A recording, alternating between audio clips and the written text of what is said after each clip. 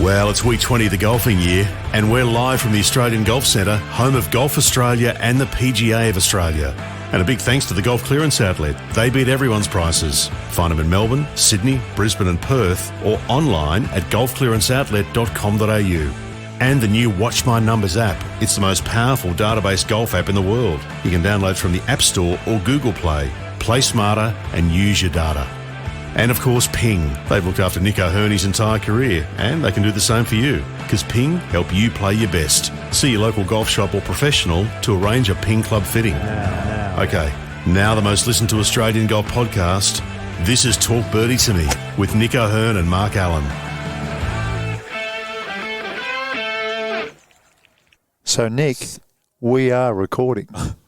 Have we got we're it on. right? Yeah, we're on. Yeah, I see the red dot. Yeah, we're on. So the reason we don't know, folks, is because Dan is away. He's got some family business that he needs to attend to up in New South Wales. And Dan, we wish you well with that stuff. So we'll get you back next week. We'll get the feedback back next week. We'll probably get some callers next week. Yeah, I'm just hoping that we get through this episode and we do it all, and it actually works. And when we send the file to Dan, yeah, it works. It worked. Yeah. Well, otherwise we'll look silly. So let's move on. I've got some news about the top 100 Golf Digest. Oh, really? Top 100 after the bonus we had with Steve Keipert. Yes, I literally found this out. That was a good chat, by the way. Steve was great. Steve was fabulous, and I'm glad that I'm now a part of his magazine, because I did pay my $40. Yeah. Pretty cheap. It is. $40 is nothing for the year to be part of the Golf Digest team. Anyway, more is happening in that space. So I was against it because there is no way in the world Royal Melbourne West is not the number one golf course in this country. There's just no way. Did you get several strong comments throughout the week? I got some interesting feedback from a couple of people, our friend who was down there playing with some of his buddies. Yeah. Couple more strong messages as well. So. Yeah, I think they were strong messages for Golf Digest, not so much for us. Yes. Yeah. Anyway, I have some more news on that front, and it's been not one, not two, but three people have told me that this is the case. Really? Okay. On the panel that select the top 100, there were one and very maybe two golfers who were complete novices to the game. On the panel? On the panel. Okay. On the panel. Well, so that makes no sense at all. No. And that comes to me from people who are at some of these golf courses, and these panel members were saying, I'm a Golf Digest top 100 panellist. Can I come and have a look at your golf course? Okay. And they were given the red carpet treatment. Yep. Nice tasty sandwiches and a coffee before they hit off, and then they sent them out there on their way, pointed them to the first tee, sat in the clubhouse and watched them play. Okay. Off that first hole, where it became very apparent that they were extremely new to the game of golf. Wow. Okay. That's disappointing. That is. I wish I was armed with that talking to Steve. Either that, it was a way to get him a free game of golf at the best golf courses around. or they've been sucked in. Yeah, who knows? No, look, they checked it all out. Wow. So that's disappointing. Yeah, I think Steve did say they were going to trim the list of panellists they have, so maybe that has something to do with it. Yeah. I don't know. How would you do it? In a perfect world? In a perfect world? In a perfect world, knowing the cost restrictions that we would have here at Golf Digest or anywhere else that wanted to put out a top 100 list, how would you do it? Well, I have a feeling... Did Steve say something? There's 250 or so panellists? Something like that. I don't know. There was an outrageous number. There was a lot. Yeah. If it was me, I would have somewhere between the vicinity of 20, 30, maybe 50 people who are well respected in the game of golf, know what a good golf course is like, whether they be former pros or just avid golfers or in the media or maybe even a couple of architects. I don't know. Yeah, just golf enthusiasts. They may have bias towards their own courses then. Yeah, well, they can't vote on their own course. That's pretty simple. Of course. But I would trim it down to that. And then have I think you do need a list of criteria, what Steve Keipert said. I know you're more of I just want to see it, feel it, play it. Yeah, that's a great course. That's not. Yeah. I think you do need a criteria list. I know you haven't done any work on this, but I'm going to ask you anyway. What would your criteria be? Well, how would you do it? Yeah, that's a good question. Conditioning, firstly. Yeah. Conditioning is important. I had some comments from our friends who were down there at Cape Wickham. Yes. And, they were playing there in Ocean Dunes, and Cape Wickham wasn't in great shape. Yeah. Very shaggy and pretty slow, and the greens. And I get that with the amount of winds that they can get down there. So anyway, conditioning would be one. Your favourite term, what is it called? Playability? Play every day ability. Play every day for the rest of your lifeable. Yes. Play every dayable. Yes. Yeah. Can you play the golf course more than half the year? Yeah. Maybe 2/3 of the year, that would be a thing. I mean, winter can play a factor in that. I actually, just on that, I did get a text message from an old friend of mine who now runs Go on. Cape Wickham. Oh, really? Yes. Yeah. Oh, here we go. His name is Cameron Jones. Hello to you, Cameron. I know you listen. And he sent me the average wind for Cape Wickham, which is just 20 kilometres per hour. Okay. So, I was suggesting that, the times that I've been down there, my buggy has literally blown over. It's blown over. Well, you said it was 7 to 8 club holes. Yeah, it was horrible. We had one day we had a horrible, horrible time out there. Like it was really, really bad.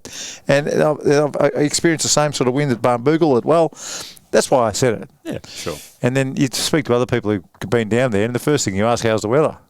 Because it's such a big part on whether they're going to enjoy themselves or not. Totally, yeah. I was down at Barnbougle and found that 2 days in a row. First day it was blowing like you wouldn't believe. Second day, dead calm. All right. Anyway. So we've got that criteria in there. Play every dayable for the rest of your lifeable. Yes. Yeah. Anything else? One other thing I think as well is, can tour players play it, and can 27 handicappers play it? Excellent. Okay. And that's the beauty, if I'm going to talk about a certain course just across the road from us, Royal Melbourne. Royal Melbourne. It's actually not difficult for an 18 handicapper to shoot, to play to their handicap. I'd go a step further, even the better way to describe it. Mm-hmm. I don't think an 18 handicapper would lose a ball at Royal Melbourne too often. No, that's true. Yeah, fair call. Not too often at all. For the better player, it's very hard to shoot a low score, but it's not difficult to play to their handicap, if that makes sense. Yeah. When they put the pins in the corners, you got to hit to the middle of the greens. Now, for the higher handicapper, or for some golfers who don't hit the ball very far, basically on every hole, you have the opportunity to run the ball up into the middle of the green. Yep. On pretty much every hole out there, you get the odd short hole there where you do need to carry some bunkers, and I understand that. And that's the beauty of Alistair McKenzie designs and that sort of style of golf where everyone can play. Yeah, well, they give you room to play off the tee. There's room to play. Well, the one thing about the number one golf course in the world they rate every year, Pine Valley, is really it's only for good players. Yes. Because I've heard that is a beast if you're a higher handicapper. Yes. I've never been there, I don't know. You've got to get on YouTube and have a look at the flyover. It's incredible, and it makes your mouth water, and it is very difficult. But when I look at it, the only place you're going to lose a golf ball there, as far as I could tell, would be in the water. Okay. Is there a lot of water there? I haven't There's done the flyover there. there's some water. Oh, you haven't done it, Nick. There's some homework for you. Yeah, I will. I'll do the flyover. Do the flyover, and the best bit about it is during this flyover you get a history lesson as well about Pine Valley. Okay. It's sensational. They do the same at Cypress Point. It's amazing, and you've got to do it. Brilliant. Just speaking of best courses, I got to play Peninsula Kingswood South. Oh, yeah, you were meant to go to Cathedral. That's right. I was supposed to go to the Cathedral in the helicopter, but it was too foggy last Friday. But at short notice... You got the rain check, hopefully. I did get the rain check. Good. At short notice, we got to play Peninsula Kingswood South. So I'd never played that one. Not in its new state. Okay. And what did you think? Well, I put the top 100 criteria into play. So would I prefer to play Peninsula Kingswood South for the rest of my life, or Metropolitan Golf Club, which we both played? I'm taking... PK South every single day. Okay. Would I rather play Peninsula Kingswood South than Victoria Golf Club every day for the rest of my life? Right. PK South gets the nod. It's big. I've played it. It's really good. It's good. Yeah. We had a perfect day. And how does it compare to the North for you? I think the North's got it. I'd rather play the North every day for the rest of my life if I had a choice. If they were my choices. Okay. So I was really impressed. And Michael Cocking, my God, and what they do. I mean, I know they had a lot of cash to play with, but they just don't do anything wrong. Yeah, you don't look at anything and go, what did they put that there for? Or where's this? Or and the little 1%ers, like the little boards going in between bunkers and off to the next tee. You know, if you're carrying your cart bag like you do, there's beautiful little walker areas to get from the green to the next tee with the boards, and it's just a delight to play. And the Pure Distinction greens, if you're not seriously considering putting these greens in, then you're not trying hard enough, because they are flawless. They're perfect in every way. Yeah, they certainly are. And I mean, Victoria Golf Club has the Pure Distinction. Is Kingston Heath thinking about them? Well, Kingston Heath has put Pure Distinction down on the par 3 course out the back. Oh, the Furrows. The Furrows, the mini course. And when you stand on the 12th tee at Kingston Heath, which is the par 5 with the bunkers in the middle, you look across. Those greens do look awfully good. They do look awfully good. Yeah. So I know they're up and down about it, but you know it's going all over the place. I think we spoke about this before. LA Country Club, they've got Pure Distinction where they played the US Open. At Southern Hills, where JT beat Mito Pereira. Or maybe Mito Pereira beat himself there. But yeah, he struggled on the last. Yeah, they were Pure Distinction greens as well. Yeah, they switched from the Bermuda, because when I played there, they were Bermuda. Yeah, okay. Okay, interesting. So anyway, well done the PK South and North. And I tell you what, I'm not sure how... I wonder if... anyone leaves those two courses out of their top 10, they've got rocks in their head. Yeah. I wonder if Valhalla has Pure Distinction with the PGA. Well, we're going to find out soon, aren't we? I mean, it's great. It's you know what? Just being on the doorstep of a major week, isn't it great? You know, if you've got Foxtel or KO and you put it on and you got the major channels, and you know, before coming here, I saw Rory McIlroy taking on Henrik Stenson and Phil Mickelson. They were all in the picture to try and win this thing. I forgot who won. 10 years ago, Rory won it at Valhalla. Yeah. When he hit up on Mickelson and in the final group to try and get it done before dark. Oh, that's right. Delays. Do you remember that? Yeah, that's right. Yeah, he had a really good two-putt on the final hole, from 40 feet up a slope. Yeah. How did his ball not go in the water on that last hole off the tee? Well, it was very soft. Was it? Had a lot of rain because of all the delays and everything. But I'll tell you what, this week he looked so impressive at Quail Hollow in Charlotte. Just a bombing machine off the tee. Did you see his distances? Oh. It was one of the days, I think the shortest drive he hit might have been 310 or something like that. I don't know. Or maybe it was 280, but he probably hit an iron off the tee. Yeah. Every other one's 330, 350. It's just incredible. It's funny. I got home today and I had a little bit of time up my sleeve, and I went to the recording because I didn't watch any of it. So I went to the recording and I went and just had a look at him hit off the first. And now Shoffley, how do I say his name again? Shoffley. Got it right the first time. You got it right that time. Well, that's funny because you mentioned the first. Dogleg right. They must have changed that hole because it's over 500 yards now, and it used to be about a 440-yard hole, 450 maybe, and then the second hole was a par 3, so they've obviously redesigned it since I played there. Yeah, it was 510. I thought it must have been the members par 5 for them, par 4 for these guys. Anyway, Sheffield bombs one straight down the middle, 300 and something. 300 and something is in perfect nick. It's a dogleg to the right. Rory gets up and aims right. He hit it over the trees. Over the trees there. They get on the second hole. Rory's birdied the first, by the way. He's hit a gap wedge in, 6 feet, rolls it in. Gets on the next tee, it's dogleg left, and bombs it over that corner as well. Yeah, it's a different game. So he was, collectively, he was 100 yards in front of Xander's 2 drives. Incredible. In the first 2 holes. Yeah. And Xander is not short. Xander's not short. No. Xander made an eagle there somewhere early in his round and was 2 shots ahead. Yeah, he eagled 7. That's it. To go 2 up. And then Rory started just eating into his round. 8. My God. He was 8 under the next 8 holes. I think from the 8th through to the 15th. He had 2 eagles, 4 birdies, and just crushed Xander. And I think in the same period, Xander was maybe level par, if that. So, yeah. Now, this is the best bit about Rory's win. And if you are a youngster out there dreaming of being Rory McIlroy or being Xander Schauffele or Schauffele, I'll get it right. Just think of souffle. Souffle, okay. If you're dreaming about being one of these guys, Minwoo Lee, you might be dreaming about being Aaron Bentley. I don't know who you're dreaming about. Guess who was number 1 in scrambling this week, Nick? At Quail Hollow? At Quail Hollow. It was probably Rory. Rory McIlroy. Gosh. So you and I have gushed and gushed and gushed over the way he hit the ball off the tee and his wedges in and all the rest of it. But he doesn't win that tournament if he's not number one in scrambling. Probably if he's number 4 in scrambling, he might just get past. What did he win by in the end? 4 shots? Well, he doubled the last to win by 5, I think. Yeah, that's right. He didn't do much wrong in the last either, did you? No, he just got a little fly lie. Yeah. I was dying to know. how he made the double on the last, because obviously he won by a mile. And that's already he did a great drive because he's in the rough. Hit it in the right. But that was okay because it was just the last place you want to go is in the little creek, so you get out to the right, no worries. Yeah.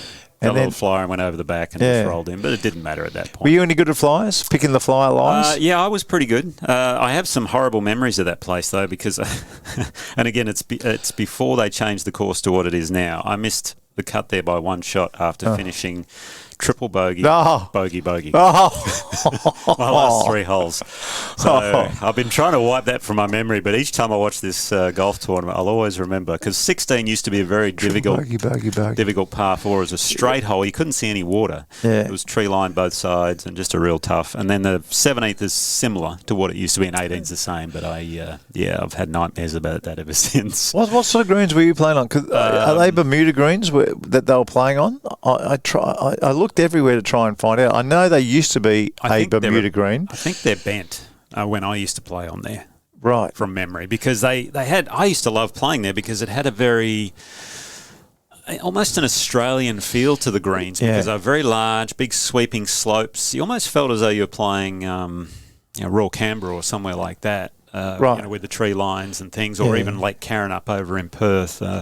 But I always enjoyed playing there, and then the last time I played there, obviously came home in an ambulance, and I don't think I played there since. I've got it here, Quail Hollow. I'm just having one more look. Sometimes they tell you what the greens are and the probably will. Fairways and everything else. No, it's a beautiful facility, though. I mean,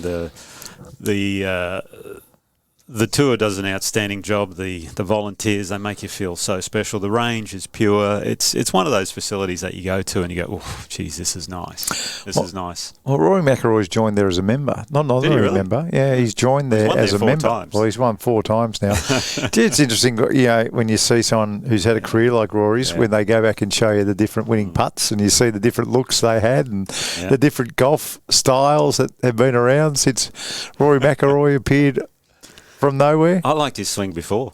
That's the thing. When you see his swing from 2010, 14, that era, and you compare it to now, it's he sort of drops it in a little more now, doesn't he? Yeah. On the inside, but it's still very, very pure. Just talking about swings, Xander was, how he's always been a little bit closed and laid off at the top, always hit quite big draws. He was doing these little practices, trying to get more across the line at the top, his rehearsal. Yep. And his ball flight, commentators were talking about it as well, so his ball flight has straightened enormously. Right. Because the club, for right-handers, when it's laid off, it's pointing a long way to the left. Mm-hmm. So, by definition... He never got it a long way laid off, though. It was only slightly. No, it was only slightly. Yeah, that's right. I'm with you. It was only slightly, but he's been working on it. Now, they showed old positions and new positions, and basically, with his driver, the driver head at the top was left of his hands, and now it's just slightly to the right of his hands. Okay. But what that's done for his ability to shape a left or righter when he needed to, that's changed. It's been a game changer for him. He was always a big sweeping drawer of the ball. Yeah, that's right. But now he can do both. And just watching, I literally just watched both these guys play. The times 30 when he got something recorded. So I just ripped through, and both of them just went to the left to right shot all the time. Well, the big ones over the corners. It might have been a little bit of right to left, 3 woods. Xander was really comfortable hitting a right to lefter. But down the stretch, when they wanted to hit a fairway, both these guys, who are normally big right to left players, were hitting left to righters. Well, it's easier to control, isn't it? So, Why don't you explain why it is? Because a lot of people don't get it. Well, the fade is because really, if anything, you're just holding that face open a little longer and you're coming more down the line, a little squarer. I mean, that's the beauty of watching Scheffler play, I think. And I remember back in the day, when I was living in the US, I did a little bit of work with Mitchell Spearman for a little while, and he used to work with... He was a great coach. He had some great players, Nick. Very knowledgeable coach, yeah. And for about 6 months or so, and he sort of changed my swing around a little bit because my coach here in Australia didn't want to... Travel. He didn't have enough travelling to the US, and I What did they do to your swing? that. I'm really interested. Well, he made me a little, and I hate to say it, a bit more robotic. Right. Better angles and things like that. And ball striking wise, I probably improved, but I think I lost my natural feel for the game a little bit, and the ability to work the ball as much as I wanted to. So that's, it wasn't a criticism. He was just trying to improve my golf swing. And my swing, it was more always feel. It was never about positions. So anyway, the reason I talk about Mitchell was he was coaching Nick Faldo for quite a while. After Leadbetter, because Mitchell was with Leadbetter for some time as well, and he used to say when Faldo got to halfway down on his downswing, if he wanted to hit draw, he'd get his left arm and he'd sort of just shut it down a little, and if he wanted to hit fade, he'd just sort of keep it open slightly longer. On the left arm? Just the left arm on the way So left out. forearm feeling? Yes. Yeah, okay. And for him, it was 1 yard fade, 1 yard draw. Nice. And he got nice control, Nick. He got to the point where Faldo could do that on call. He'd get to the top of the backswing and they go 1 yard draw, boom, and he'd do that, drop the arm, 1 yard fade, boom, and from the top of the backswing. That's how good he was when he was in the slot. Mitchell would call it at the top of his swing. Apparently, that's what I heard. So, holy dolly, pretty impressive, right? But why I'm saying that is basically the feeling that people have when they're trying to hit that fade with the driver or with any club. Really, is as you're coming down, you're just almost trying to hold the face just open a fraction longer, and it's almost a pulling across your feel as well through the ball. It's like a low left finish when you want to try and hit that fade. But if you release the club, or the low left finish means you're going to hit a pull hook, basically. So you've got to obviously keep that face open. Now, most people don't struggle with that because, 80% of golfers probably fade or slice. Yeah, that's right. So they're all looking for that draw. So maybe it's the opposite. Yeah, and maybe just one more, because there'd be a lot of people wondering. Xander. Yep. Not as comfortable drawing the driver with the new position at the top, but really comfortable drawing the 3-wood. Yeah. Well, that's like for most people. I think 3 was a little easier to draw, just because you got more loft on it. Yeah, you can shut the face. Yeah. You can just shut the face, and you're not going to hit a snap hook. No. A great example of that was at Augusta recently on the 10th hole, and they're trying to hit that real sweeping draw. They'd all pull out the 3-wood. The only guy that hit driver was Scotty Scheffler, because he just has it under such control. Yeah, he's a freak. Now, by the way, has Scotty had his baby yet? Because we're coming into the PGA, and he's one of the favourites. Yeah. Is he going to be there? Yeah, I don't know. I don't think he's big on social media, Scotty Scheffler. You haven't heard from your source? No. I could send it. No, what time is it? It's too early. It's too early? Okay. It's too early. All right. Hey, Nick, I can report to you that we don't know what's happening with the Australian Open. Really? Still don't know? That's not me not knowing. Okay. We're here at headquarters. Yep. And no state has been named. Okay. No golf courses have been named. Mm-hmm. Inquiries have, they've made some inquiries, whether you'd have it, whether you wouldn't have it. State governments have been frustrating. Okay. We know the Victorian state government's just released their budget, and it was an ugly one. Yeah, it was. So the money required to hold an Australian Open. What sort of money do you think we need from the government? Well, I was always told that if the tournament was a $2 million tournament, you needed $4 million. Yeah, you need at least double, don't you? Double it, yeah. And the same, it would be, if a tournament's $10 million, to make it seem like it's a big deal.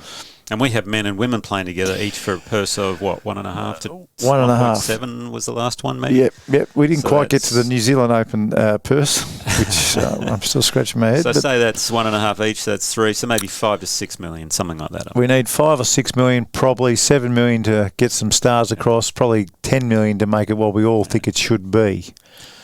And we need one of these state governments to put their hand forward or hand up and go, let's do this. Now, a decision has to be kind of made. We're almost halfway through this month. Yeah. Is there a date for it in the schedule? The schedule hasn't been released yet. Right. PGA Tour of Australasia, so we're kind of waiting on that one. Right.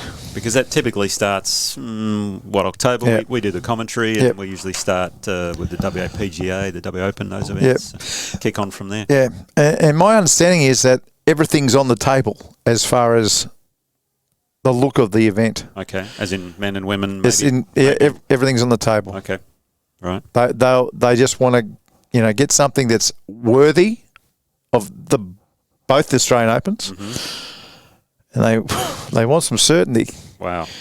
Well, we're running out of time. How long before this comes? So this is my point. Yep. In golf circles, this is a big story. How long before it takes before it becomes a big story sport-wise in this country? Because I don't think that's far away. Yeah. If we don't have an Australian Open by this year, by May, well, if it just doesn't happen, for example. If it doesn't happen, is it a big story, or will they just won't? Yeah, it's huge to us. It's huge. What about the papers in around Australia? Will they run it? Will they care? Will it be a front page story? Will it be a back page story? Don't know. We'll find out. Well, let's put it this way. I hope we don't find out. Now, you've said before that you don't want to see an Australian Open light. No. Because there's probably clubs out there. I mean, from what I can understand, in New South Wales, the issue is trying to find 2 courses. That's the understanding that I have. Last year we had the Australian Golf Club and the Lakes. Yep. I would imagine the Lakes would be going, hang on, we don't want to play second fiddle to the Australian, and the Australian don't want to play second fiddle to the Lakes. The other courses in the area are being renovated, so there's really not... The only other one I could think of might have been New South Wales, but I think they're undergoing renovations. Yeah. Well, it depends, I mean, if Cameron Smith and Rory McIlroy and types like that would wander over to the Lakes and play, I imagine they'd say, okay, that's different. What about... But if it's going to be, if it's an Australian Open light, do you want to be the second course? Yeah. Gee, I'd love to see it at PK, North and South.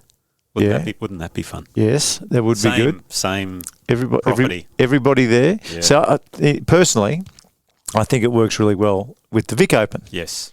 It works incredibly well. Well, you got 36 holes on site. That's right. Ideal. So if the Vic Open was 13th Beach one year and PK the next year, and that'd be great. That makes sense, and it works at that level. And then if New South Wales and if WA, if Queensland, if they all had their state opens running like that, that makes a lot of sense. But not at the highest level still for me. Yeah. No, I get it. No way. I get it. No way. And I think it might have been a wrong turn. The only other way I can think of is right now, if it sounds as though we're having issues trying to get everyone on the same golf courses. So the 2-course thing is an issue. Yep. So let's say, okay, 1 golf course, 18 holes. Just men. 1 week men, 1 week women, or vice versa. I see what you're saying. 2 weeks in a row. Now, the problem you then have is, would the club give up their course for 2 weeks in a row? There's plenty of other clubs around that could provide reciprocal rights. Yep. Say it happened at Kingston Heath, for example. Well, all the members there get to play at probably 3 or 4 or 5 other courses around that time, or they'd probably be wanting out watching the golf anyway. They would. And seeing some of the best players from Australia and overseas play. They would. But yeah, I don't know. Look, I don't know. At the end of the day, we need that money to come in. And look, if you work upstairs and you're listening to this, Nick and I, this comes from a place of passion for Australian golf. Absolutely. We want the best experience for spectators, people sitting at home watching on TV, and the players. We want the best experience possible for everybody that makes the Australian Opens, plural, great. Yep. We want that experience. So our angst, or what is perceived as criticism, it's a little bit of criticism, it comes from a place of passion for our game. That'll do me. Okay. You ready? Well, we need to get James Sutherland on, don't we? We've got a few we need to get on. Yeah, we've got a stack. There's a long list. There's a long list. I think we got a good one this week, though. Right. We're talking to our man from Tara Edie and TRI. Jim Roar stuff. That's going to come out on Thursday. Yeah, can't wait. So if you have dreams, or if you've looked at Instagram at Tara Edie, or if you've been listening to Nick talk about how wonderful all 3 golf courses are, well the man top 3, top 1 or 2. The third one, the TRI North, I'm not sure it's been ranked, but at least the top 2 in the country. And when that does get ranked, it'll be top 3. I'm going to ask you a tricky question here, Aaron. All right. On the play it for the rest of your life a ball scale, every day for the rest of your life a ball, Royal Melbourne West, Tara Edie. Which one? You can only pick one, and you'll play it every day for the rest of your life. That is a tough question. Do you need some time to think about it? Let me go get a sandwich. You need a singer? Yeah, I'll come back and answer that. I know. I'm going to get myself a Sprite. I'll see you on the 10th tee. All right.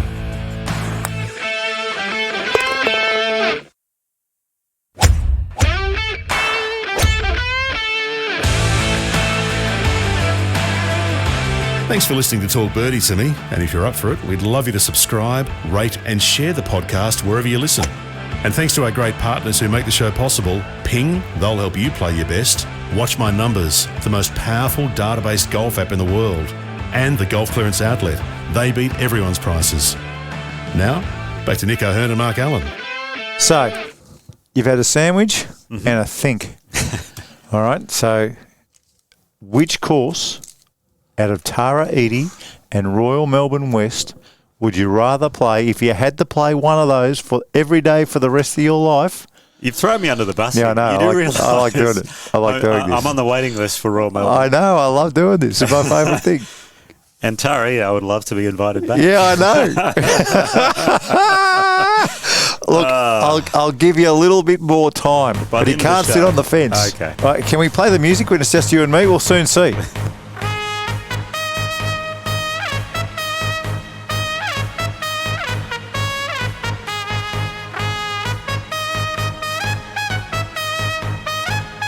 You can't sit on the fence. How about that? So good. How about that? You got no idea how many people stop me and say how good the music is for the Ping Global results. It's ridiculous. It's brilliant. Hey, by the way, I sent you a text. Did you see the young girl playing violin for the Melbourne Victory, I think it was? No.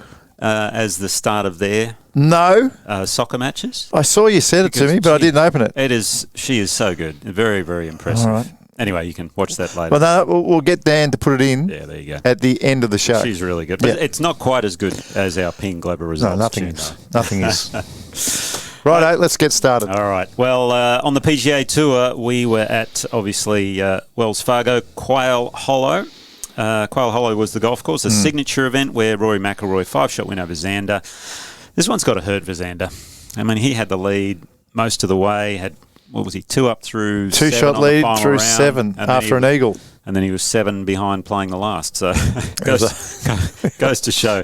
When Rory puts the foot down, it is crazy. Did you see the bit of a controversial drop Xander Schauffele got for temporary immovable obstruction on Thursday? I don't know. It was obviously controversial for people who've never played the game before. Yeah. But if you've played at professional level, it was quite a straightforward drop.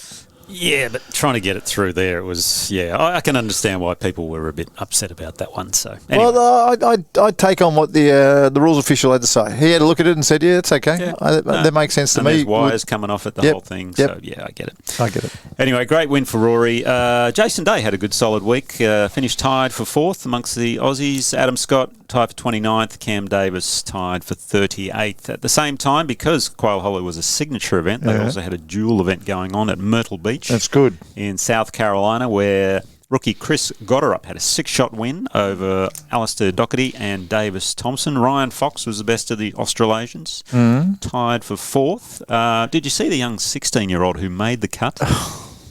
Blades Brown. It's the second 16-year-old in, what, a month? In 2 weeks, actually. In back-to-back weeks, we've had 16-year-olds make the cut. Chris Kim made it at the Byron Nelson last week, and a few weeks ago we had that 15-year-old Miles Russell finish tied 20th at the Corn Ferry Tour event. But how good's the name, though? Blades Brown. Blades Brown. I hope he can putt.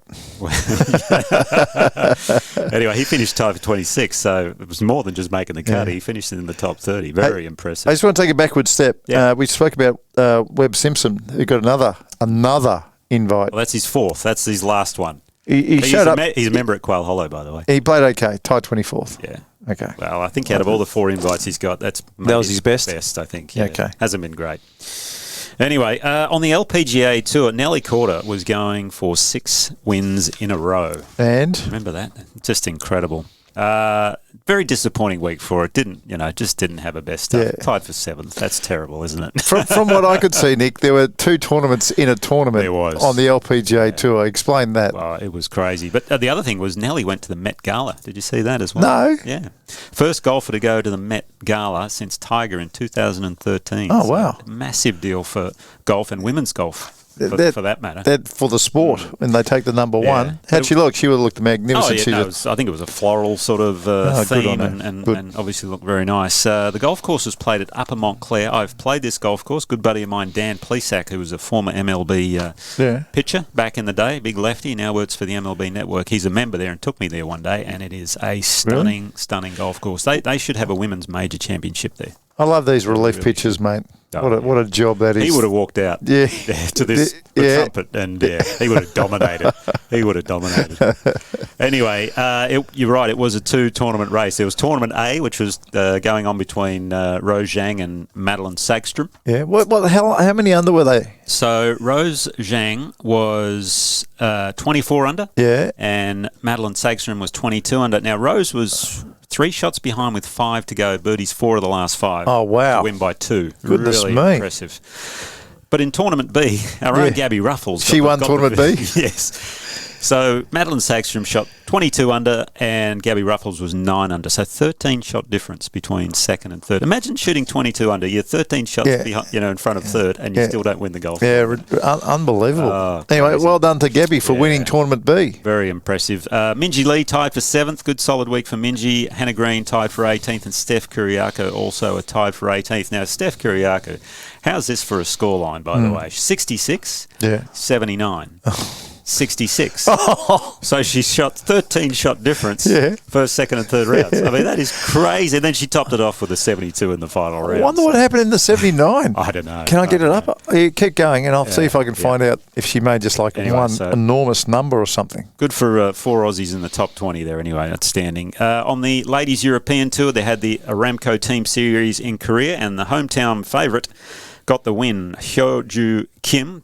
The 3-shot win over not Catherine Hull. I'm thinking of the Queenslander, Charlie Hull. Charlie Hull. She's cleaned up her pre-shot a little bit too. It's still antagonised. It's still hard to watch. But it's better. But she came out on fire on the front 9 with birdies everywhere and really took it to Kim, but she ran away with it in the end. Momoka Kabori tied for 27th, and Kirsten Rudgley tied for 45th. And because it's a team series event, they also have a team thing going on. And Team Kang, Danielle Kang, won the teams event. In Japan, how good's this, Mark? Yeah, huge. This is big. A tournament called For the Players, By the Players. That's an unusual name for a tournament. A Stableford format. Michael Hendry, unbelievable. 12 months ago, gets diagnosed with leukemia, fighting for his life, lost 17 kilos in hospital. It's amazing. And now he has won, for the second time on the Japanese Tour, his first win in 9 years. Just an incredible win from Michael. So congratulations. We've been watching him, obviously, here on the Challenger PGA Tour of Australasia, and have seen him coming back and getting fitter and healthier and stronger. And for him to win this soon is just incredible. Amazing. Hey, I looked up Steph Kyriakou. I can't find her second round. Okay. But in the last round, she made a triple on the last. Poor thing. Oh, that's a colourful scorecard. She made 33,000 US. I wonder how many birdies she made for the week. Must have been a lot. So, she's made 4 on this day. I'll keep searching for what happened in the second round. Continue. Gabby Ruffles won over 200,000 US, by the way, so that was a big check for her. So that was great. On the Epsom Tour, they were in Arizona for the Women's Classic. TPC Scottsdale, the Champions course, not the stadium, the Champions. So still a very good golf course. We had China's Ryushin Liu, who had a 3-shot win, shot 7 under 64 in the final round. We had a few Aussies playing there. Best of was Sue O. Good to see her back playing well, tied for 18th. Fiona Zhu from New Zealand tied for 22nd, and Cassie Porter, our own Ping's Cassie Porter, tied for 27th. On the Champions Tour, they had the Regions Tradition, and apparently this is a major on the Champions Tour. Didn't know. I didn't know that. I found that out just afterwards. But Doug Barron had a great 2-shot win over Steve Alker, who came home like a train, shot 63 the final round. Steve Alker just keeps churning out those top results over there in the US. He's the new human ATM. Oh, unbelievable. He's taken your crown. Long time ago, he took it. Best of the Aussies, Stuart Appleby, another solid week, tied for 11th. Richard Green tied for 14th, and Mark Hensby was tied for 18th. Well done, boys. Wayne Persky also had a 3-shot win in the inaugural Scottish Open for golfers with disability. So Outstanding win for him over there. And on the local front, we had the Cottesloe Open over in WA. Did you ever play the Cottesloe Open? Yeah, I reckon I did. Yeah, it was a lot of fun. I did. And I reckon I played it when there was lots of trees at Cottesloe Golf Club. Yeah, they took them all down. They've taken a lot out. Is it better or worse? Well, it's been years since I've played there, so I couldn't tell you. But I think it's better for sure. But Okay. Nathan Barbieri won. Who was also playing was Curtis Lucky. Beat him by a shot.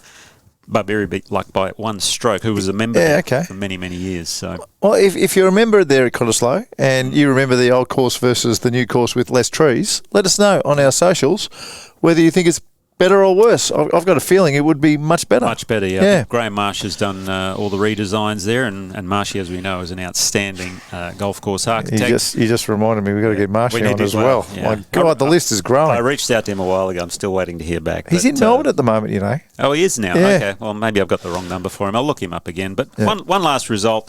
Locally, we had the Interstate Series going on here in Australia, and Victoria defeated Queensland in the final. Yeah. Second win in 3 years. Jazzy Roberts went undefeated, 6 for 6 in the series, and it was also the last event as an amateur for Connor McDade, who's turned pro.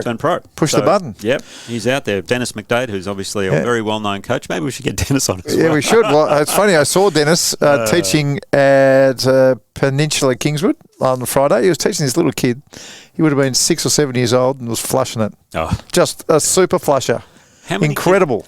It's amazing how many kids I see now, on whether it's social media or at golf clubs, and you watch them swing, you think, it's just like watching a tour pro. You know, Tiger said that a lot of his swing issues were because he got very heavy cut-down clubs from his dad. Right. Yeah, so his dad just cut down a club, just, here you go, have these little ones. And because I was so heavy, it's like swinging a sledgehammer for a little kid.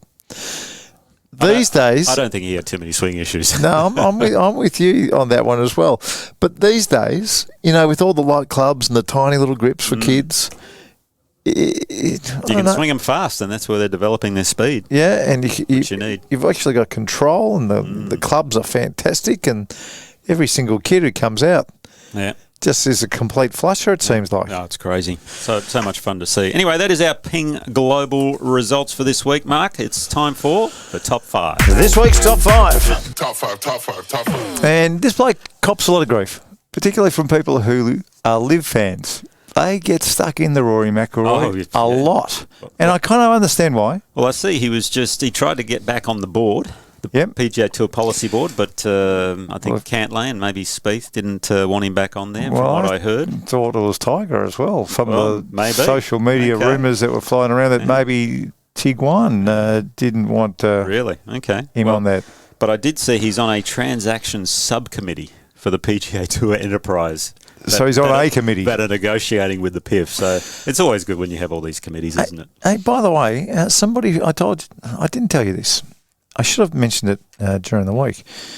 I was told reliably that the Strategic Sports Group had a word to some of their players in these panels that you're talking about, in these committees, because their understanding of their commitment was that they would pump in $1.5 billion cash automatically and then another $1.5 billion on the bench. Okay. Only if the PIF did. Oh, really? Only? Only. Didn't know that. Nor did I. Wow. I didn't know that, Nick. Okay. But that from, how can I say it? From somebody who ought to know what he's talking about, told me that. Okay. And that the Strategic Sports Group had to pull Tiger in the line. So, listen, mate. What are you talking about? Don't start spruiking this yet. We'll put that money in if they come on board and you all make it work. I see. Now, if that's the case, Nick. Well, then it has to come together. Then it's got to come together. Yep. You're a smart man. You see Brandel Chambly even came out during the week. Yes, I noticed Brandel. And, yes, he had a crack at a few people along the way. Oh, he still is. Anthony Kim and Phil Mickelson were in his sights. Well, he was pretty nice to Anthony Kim, I thought, after what Kim he actually said some nice put on words there. to him. Yeah, I saw that one. Yeah. Anyway, this week's top 5. The 5 things that I love about Rory McIlroy. Oh, sorry, we got there. We got there eventually. Okay. The 5 things I love about Rory McIlroy? Okay. Number 5. At the end, I'm going to give you one thing that he needs to change, but you go. Okay. At number 5, I love his accent. His accent? Yeah, I love his accent. I love Okay. Irish accents. Well, they're really good. There's an American twang in there. I like it. It's not a typical Irish accent. I like what he's done. Okay. Number 4, he doesn't get this. People don't talk about this enough with his game. He's number 1 in scrambling this week where he won. I love his scrambling. He's a great bunker player and a very good chipper of the golf ball. He had his issues putting from time to time. He's been putting well there. But when he's on, he is a world-class scrambler. When he's on, he's Yeah. unstoppable. I see after the third round where he'd had back-to-back bogey-free rounds, he said, now I know what Scotty Scheffler feels like. Number 3, I love his body shape. Yep.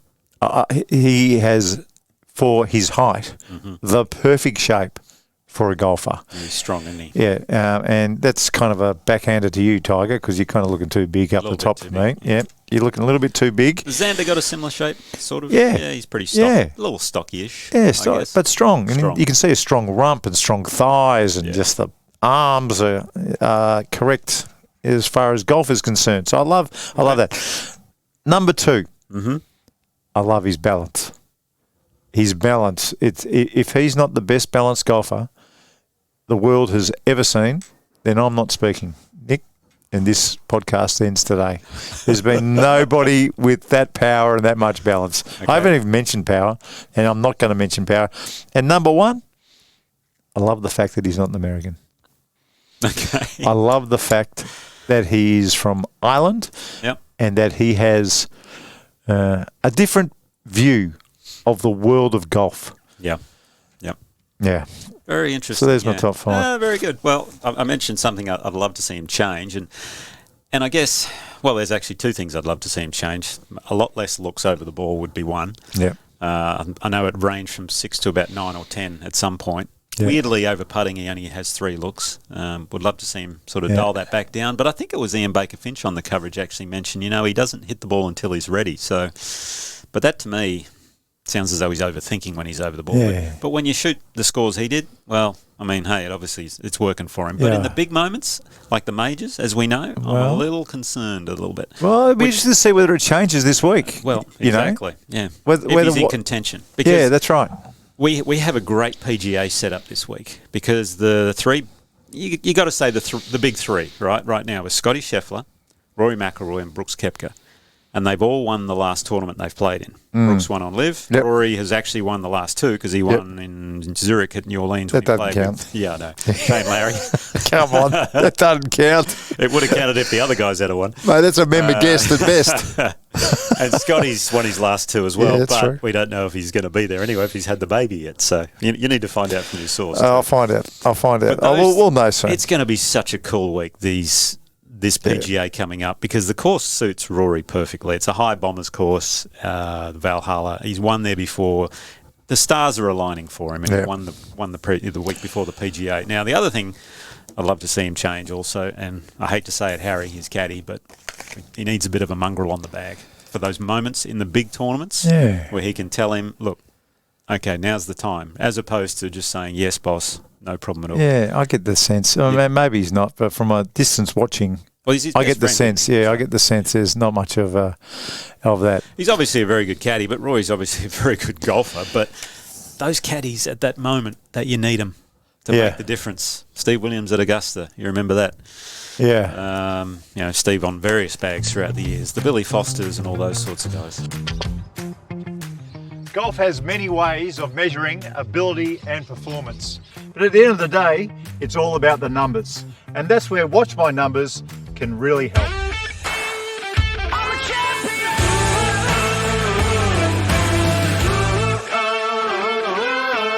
Well, you alluded to it earlier, Mark, with the flyers that Rory McIlroy had at Quail Hollow. On the 9th hole, we saw him have about 163 yards. Hit a little nice smooth 8-iron in there. Beautiful shot. Next hole, par 5, 220-something yards. 225, downhill a little bit. Yeah, little bit, and he's trying to run it onto the green. So a good 60, maybe a 40-yard. From the rough? From the rough, Yeah. exactly. So what he's playing for there is a flyer, and the flyer, for our listener out there, is obviously a shot that has no spin on the ball and it just goes a mile. Now, how you judge it is it's a bit of a guessing game. There's a few factors that you got to take into account.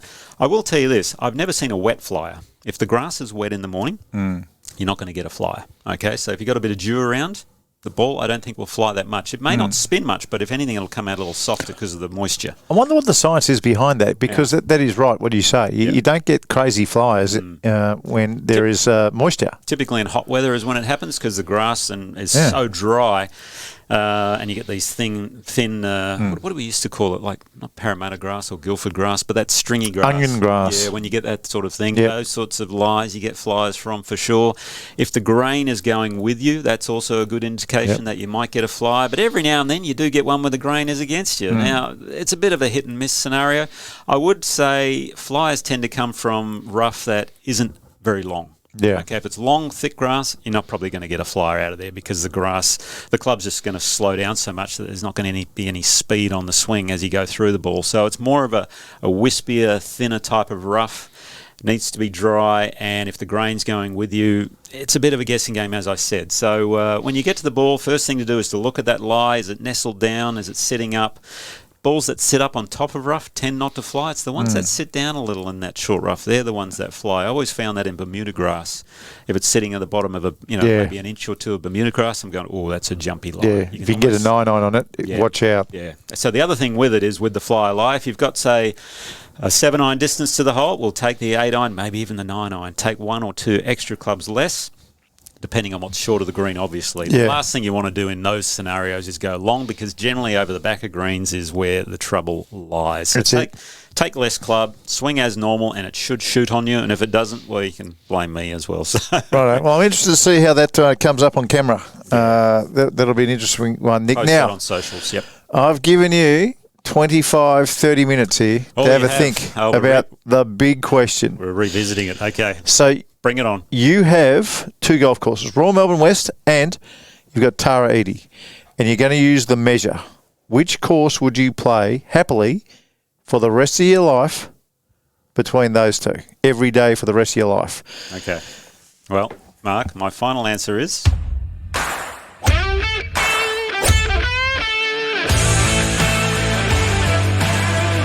And thanks for listening to Talk Birdie to Me. We appreciate you listening and getting involved. And a huge thanks to our fantastic partners. Without them, the show just wouldn't be the same. Watch my numbers. Download the app and turn your bogeys into birdies by analysing and improving your game like never before. The Golf Clearance Outlet. Awesome prices on great gear. You can see them in Melbourne, Sydney, Brizzy, Perth, and online at golfclearanceoutlet.com.au. And Ping. See your local golf shop or professional to arrange a Ping Club fitting. They'll help you play your best. If Ping's good enough for Nick O'Hearn, well, that says it all. And we'd love you to get involved with the show. You can leave a voicemail with any comments or questions at talkbirdietome.com.au, or send an email or comment on the socials. And if you can share the pod with a friend, well, we'd love that. Talk Birdie to Me's executive producer is Dan Bradley at Kaizen Media. Sound design, Daryl Misson at loudzebra.com.